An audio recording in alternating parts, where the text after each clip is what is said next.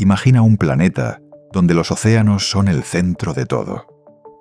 Arrecifes de coral que se extienden por miles de kilómetros a lo largo de mares cálidos y poco profundos. Trilobites recorriendo los fondos arenosos. Peces acorazados de mandíbulas enormes patrullando aguas cristalinas. Es el período devónico, hace unos 380 millones de años, y la vida marina está en su momento más espléndido. Los continentes, en cambio, están prácticamente vacíos. Roca desnuda, viento y silencio. La tierra firme es un desierto sin vida visible, un lugar donde nada crece más allá de unos pocos centímetros del suelo. Pero algo está a punto de cambiar. Algo que va a crecer en esos continentes vacíos y va a desencadenar, sin pretenderlo, una de las peores catástrofes biológicas en la historia del planeta. Hoy vamos a adentrarnos en una historia que parece imposible. La historia de cómo los primeros árboles conquistaron la Tierra, cubrieron el planeta de bosques por primera vez en la historia y al hacerlo, envenenaron los océanos, alteraron el clima global y empujaron a más del 70% de todas las especies hacia la extinción. No fue un asteroide, no fue un volcán, fue la vida vegetal haciendo lo que mejor sabe hacer, crecer. Descubriremos cómo unas raíces que se hundieron un poco más profundo de lo que ninguna raíz se había hundido antes, desataron una reacción en cadena que transformó el planeta para siempre. Y veremos cómo esa misma catástrofe creó, paradójicamente, las condiciones para que la vida terrestre floreciera y se convirtiera en el mundo que hoy conocemos. Pero antes de sumergirnos en este viaje, déjanos en los comentarios desde dónde nos estás viendo y suscríbete al canal para no perderte los próximos episodios.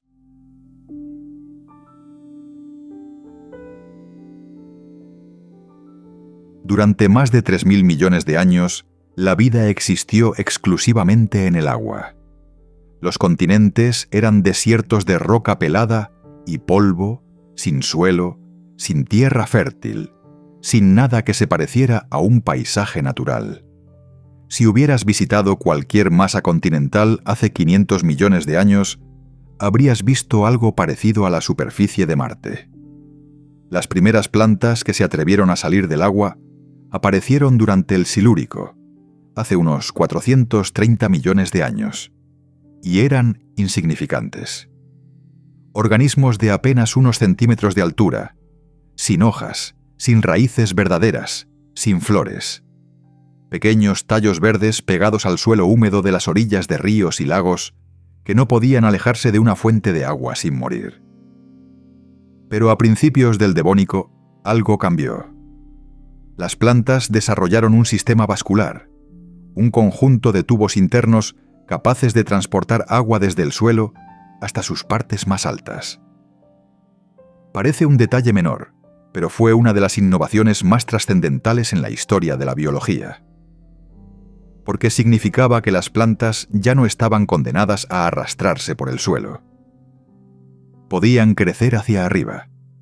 Podían competir por la luz.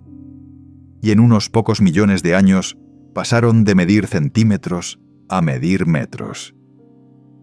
El verdadero salto llegó a mediados del Devónico. Hace unos 385 millones de años apareció un organismo que el mundo nunca había visto. Archaeopteris. Fue el primer árbol verdadero de la historia de la Tierra. No producía semillas ni flores. Se reproducía mediante esporas como los helechos. Pero tenía un tronco de madera auténtica con anillos de crecimiento, ramas laterales y un sistema de raíces profundas que penetraba más de 1 metro en el suelo. Podía alcanzar los 30 metros de altura. Algunos ejemplares llegaban a los 40. Y se expandió a una velocidad asombrosa.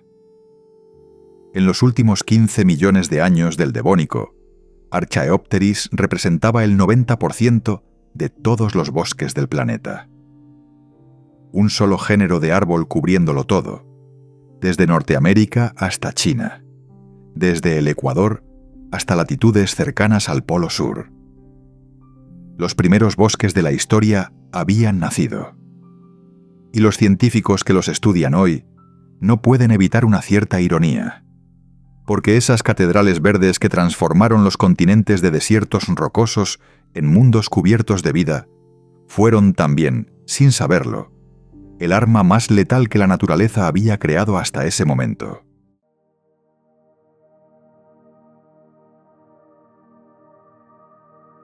Antes de los árboles no existía el suelo. La lluvia caía sobre la roca desnuda, se escurría rápidamente y arrastraba consigo muy pocos minerales. Los ríos que llegaban al mar transportaban agua relativamente limpia. La erosión química era lenta y limitada. Pero cuando las raíces de Archaeopteris empezaron a penetrar en la roca, todo cambió. Las raíces no simplemente se hunden en el suelo, lo rompen, lo fracturan, lo descomponen químicamente a través de ácidos orgánicos que segregan mientras buscan agua y minerales. Fue la primera vez en la historia del planeta que algo fabricaba suelo a partir de roca. Y ese proceso, que los geólogos llaman meteorización biológica, tuvo consecuencias que nadie habría podido prever. Cuando las raíces descomponían la roca, liberaban enormes cantidades de fósforo. Cada vez que llovía, cada vez que un río crecía, parte de ese fósforo era arrastrado hasta el mar. Y el fósforo es un nutriente limitante en los océanos, lo que significa que la cantidad de vida que puede existir en el mar depende directamente de cuánto fósforo hay disponible. Cuando llega más fósforo, crecen más algas. Es un principio que hoy seguimos observando en el Golfo de México, donde los fertilizantes agrícolas provocan explosiones de algas que consumen todo el oxígeno del agua y crean zonas muertas. Hace 370 millones de años ocurrió exactamente lo mismo, pero a escala planetaria. El fósforo liberado por los primeros bosques llegó a los océanos en cantidades sin precedentes. Las algas se multiplicaron de forma descontrolada. Cuando morían, se hundían hacia el fondo, donde las bacterias las descomponían consumiendo oxígeno. Cuantas más algas morían, menos oxígeno quedaba. Los fondos marinos se convirtieron en zonas anóxicas, sin oxígeno, donde nada podía sobrevivir. Los océanos de la Tierra se estaban asfixiando lentamente. Y lo más perturbador es que el asesino no tenía la menor intención de matar. Simplemente estaba creciendo. Los geólogos lo llaman el evento Kellwasser. Ocurrió hace 372 millones de años y es una de las 5 peores extinciones masivas en toda la historia de la vida en la Tierra. Pero a diferencia de las otras grandes extinciones, esta no fue provocada por un asteroide ni por una erupción volcánica apocalíptica. Fue provocada, al menos en gran parte, por algo que crecía lentamente en tierra firme, algo verde, algo que simplemente estaba haciendo lo que la evolución le había enseñado a hacer: extender sus raíces y multiplicarse. Los arrecifes de coral fueron los primeros en caer. Y no eran arrecifes cualquiera. Los arrecifes del Devónico eran las estructuras biológicas más grandes y complejas que el planeta había producido hasta ese momento. Construidos durante millones de años por organismos llamados estromatopóridos, corales tabulados y rugosos, eran el equivalente de las selvas tropicales actuales. Ecosistemas de una riqueza extraordinaria donde convivían cientos de especies. El colapso fue absoluto. El 97% de las especies de corales rugosos de aguas someras desapareció. Y lo más impactante es que los arrecifes no se recuperaron. No en siglos. No en millones de años. Los grandes arrecifes del Devónico tardaron más de 100 millones de años en ser reemplazados por nuevos sistemas construidos por organismos completamente diferentes. Los corales pétreos que forman los arrecifes que hoy conocemos no evolucionaron hasta el Triásico. El Devónico creó los arrecifes más espectaculares de la historia, y los árboles los destruyeron. Pero las víctimas no terminaron ahí. Los trilobites, que llevaban más de 200 millones de años dominando los fondos marinos, sufrieron pérdidas devastadoras. Los braquiópodos, los peces acorazados, los cefalópodos primitivos, todos fueron golpeados. En total, el evento Kellwasser y el evento Hangenberg, que lo siguió 13 millones de años después, eliminaron al menos el 70% de todas las especies animales del Devónico. El 50% de todos los géneros desapareció para siempre.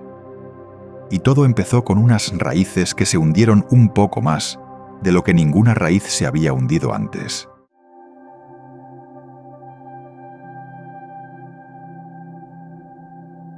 Pero la catástrofe no se limitó a envenenar los océanos. Los árboles estaban haciendo al mismo tiempo otra cosa igual de dramática. Estaban devorando el dióxido de carbono de la atmósfera. Cada hoja de Archaeopteris que se extendía bajo el sol devónico estaba haciendo fotosíntesis, absorbiendo dióxido de carbono y liberando oxígeno. A la escala de un solo árbol es un proceso inofensivo. A la escala de los primeros bosques planetarios, se convirtió en una fuerza capaz de alterar el equilibrio climático del planeta entero. Antes de los árboles, la concentración de CO2 en la atmósfera era extraordinariamente alta, quizá 10 veces superior a la actual. Ese dióxido de carbono actuaba como una manta térmica que mantenía la Tierra en un estado de invernadero permanente. No existían casquetes polares. Hacía calor en todas partes. Pero los bosques no solo absorbían CO2 mediante la fotosíntesis. También aceleraban la meteorización de silicatos, un proceso químico por el cual las raíces descomponen las rocas y los minerales resultantes reaccionan con el dióxido de carbono del agua de lluvia, atrapándolo y enviándolo al mar en forma de bicarbonato. Una vez en el océano, ese carbono quedaba secuestrado en los sedimentos del fondo durante millones de años. En apenas unas decenas de millones de años, los árboles redujeron el dióxido de carbono atmosférico desde niveles que rondaban el 10% hasta aproximadamente el 1%. Por esa razón, la temperatura global del planeta comenzó a caer. Se formaron glaciares en el hemisferio sur, sobre Gondwana. El nivel del mar descendió. Y ese descenso fue otro golpe para la vida marina, porque los mares poco profundos donde vivía la mayor parte de los organismos simplemente desaparecieron al retirarse el agua. Era una tormenta perfecta. Los árboles mataban los océanos desde arriba, con el exceso de nutrientes y la anoxia. Y los mataban desde abajo, enfriando el planeta y retirando el agua que los ecosistemas marinos necesitaban para existir. Y al mismo tiempo, los niveles de oxígeno atmosférico se disparaban. Toda esa fotosíntesis, toda esa materia orgánica enterrada en los nuevos suelos, estaba liberando cantidades inmensas de oxígeno al aire. La tendencia no alcanzaría su máximo hasta el Carbonífero, cuando el oxígeno llegaría a niveles tan altos que permitirían la existencia de libélulas del tamaño de águilas y ciempiés de más de 2 metros. Pero fueron los árboles del Devónico los que iniciaron ese cambio. La paradoja era extraordinaria. Los mismos organismos que estaban destruyendo la vida en los océanos estaban creando las condiciones para que la vida en tierra firme floreciera como nunca antes. Estaban fabricando suelo donde antes solo había roca. Estaban generando una atmósfera rica en oxígeno. Estaban transformando el clima en algo más frío, más estacional, más parecido a lo que conocemos hoy. Pero todo eso tenía un precio, y el precio lo pagaron los océanos.